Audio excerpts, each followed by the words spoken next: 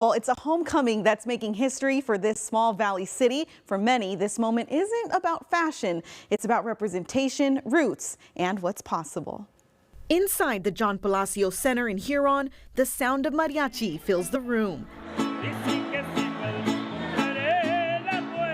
Families gather while kids run between the tables and dance in celebration. This isn't just a party, it's a homecoming. It's so beautiful to come back to Huron because now that I'm older and now that I've started my business and I've done so much in my creative life, I can see how this place has influenced me to be exactly who I am today. To celebrate 75 years as a city, they honored Willy Chavarria, a hometown hero who's taken its name to the world stage. We were a farm worker family and then later opened a grocery store. For a small city of just over 6,000 people, where agriculture drives the economy and many families face financial hardship, this moment carries weight. If you want to know also where creativity and innovation comes from, it's also from Huron.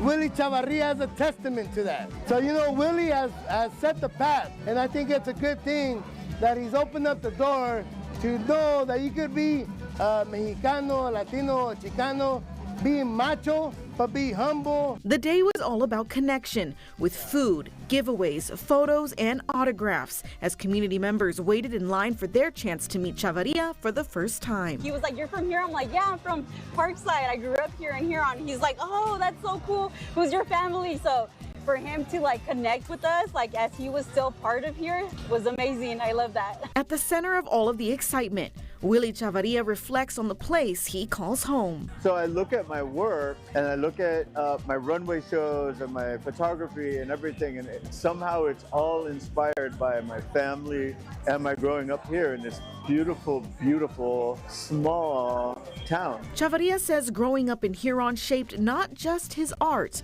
but his voice. You know, growing up Mexican-American in Huron, it made me very aware of politics, and it made me very much aware of civil rights movement and human rights. So ultimately, it shaped me entirely because civil rights and human rights are something that I fight for as an activist, and there's something that I incorporate into my work as a fashion designer as well. So it has affected everything in me. That message resonating deeply with the community. And he's telling us, hey, remember who you are. Be proud of your color, be proud of the way you dress, the baggy pants, the bandanas, the hoops. So for us, he's putting us out there, it makes us feel like, damn, we belong. And inside the same small town she's always called home, Isabel Chavarria watches her nephew not as a global fashion icon, but as the same boy she helped raise.